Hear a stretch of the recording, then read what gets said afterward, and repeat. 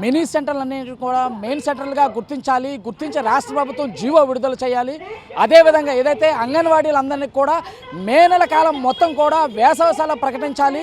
అదేవిధంగా ఏదైతే అంగన్వాడీలకు ఉన్న సమస్యలన్నింటినీ కూడా గుర్తించి ప్రభుత్వం తక్షణమే వారి యొక్క సమస్యలన్నింటినీ కూడా నెరవేర్చాలి. అంటే ఎన్నికలకి ముందు ఇచ్చిన హామీలన్నీ కూడా నెరవేర్చాలంటూ కూడా ఈరోజు అంగన్వాడీ ఆధ్వర్యంలో ఈరోజు సిఐటియు నాయకులంతా కూడా ఈరోజు విజయవాడ నడిబొడ్డున అయితే ధర్నా కార్యక్రమం నిర్వహిస్తున్నారు.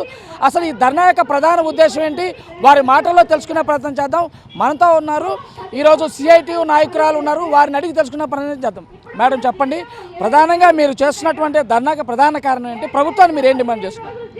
మేము ప్రధానంగా మినీ వర్కర్లందరినీ మెయిన్ వర్కర్లుగా తీసుకోవాలి అనేది మెయిన్ డిమాండ్. మేము ఈ 42 రోజుల పాటు సమ్మె చేసిన సందర్భంగా కూడా మినీ వర్కర్లని రాష్ట్ర వ్యాప్తంగా 6500 మంది మినీ వర్కర్లు ఉన్నారు, వాళ్ళందరినీ కూడా మెయిన్ వర్కర్లుగా తీసుకోవాలి అని చెప్పేసి మేము డిమాండ్ పెట్టాము. అప్పట్లో వైఎస్ఆర్ ప్రభుత్వము దాన్ని అంగీకరించారు.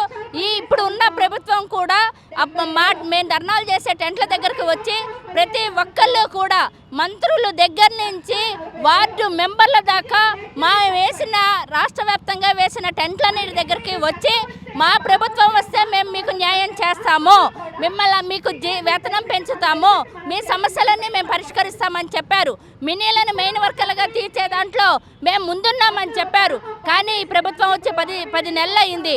ఈ 10 నెలల కాలంలో 100 సార్లు మేము ప్రిన్సిపల్ సెక్రటరీ గారిని కానీ డైరెక్టర్ గారు కానీ మంత్రి గారిని కానీ తిరిగి కలిసి మెమోరాండాలు ఇచ్చాము.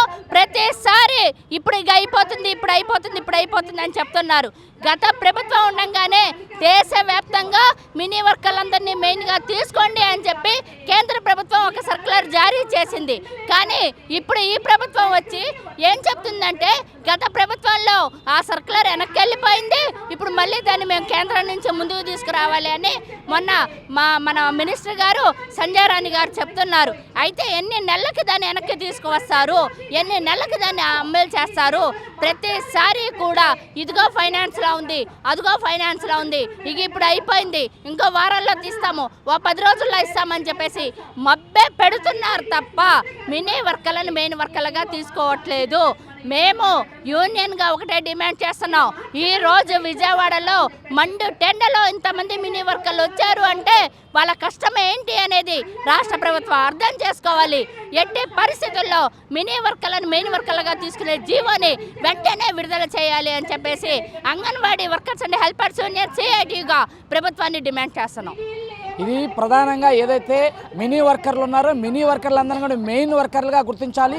రాష్ట్ర ప్రభుత్వం ఇచ్చినటువంటి జీవో ఏదైతే గతంలో వీరు ధర్నాలు చేస్తుంటే వీరు టెంటల్లోకి వచ్చి ఇప్పుడు ప్రస్తుతం ఉన్న ముఖ్యమంత్రి అన్ని హామీలు నెరవేర్తిస్తాను అని చెప్పినటువంటి ముఖ్యమంత్రి ఇప్పుడు వాటన్నిటిని కూడా అమలు చేయడంలో నిర్లక్ష్యం వహిస్తున్నారు. కనుక తప్పకుండా ప్రభుత్వం వీటన్నీ గుర్తించి తప్పకుండా అంగన్వాడీల యొక్క సమస్యలన్నీ తక్షణమే పరిష్కరించాలని కోరుతున్నారు.